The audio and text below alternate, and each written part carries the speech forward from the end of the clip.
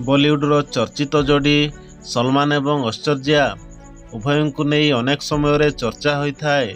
1999 मसीह मुक्तिलाभ करिथिबा film हम दिल दे चुके सनम रे उभयंक केमिस्ट्री बॉक्स ऑफिस रे चहल सृष्टि करिथिला।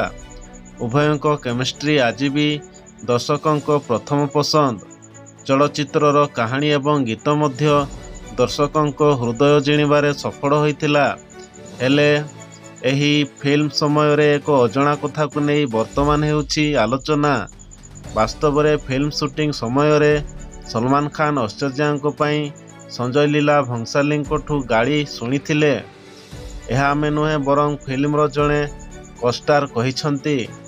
हम दिल दे चुके सनम रे ऐश्वर्या राय को माँ भूमिकार अभिनय करथिबा अभिनेत्री कहिछंती। से कहिथिले ऐश्वर्या कारणरू सलमान खान एक दृश्य पाई गाड़ी शुणिथिले।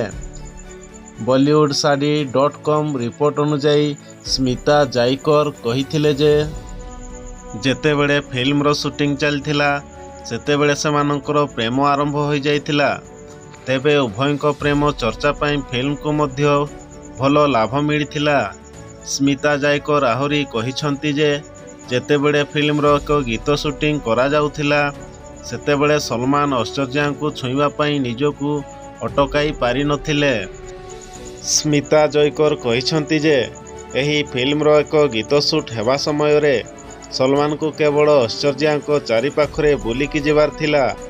हेले से बारंबार ताकू छुईकी जाउथिले। एपरी थरे नुहे 3 ରୁ 4 थर होइथिला। जेउथिपाई संजय लीला भंसाली खूब रागी जाइथिले एवं सलमान को गाड़ी देइथिले। एही चलचित्र परे ऐश्वर्या राय एवं सलमान खान दीर्घ दिन धरी परस्पर को डेट करथिले।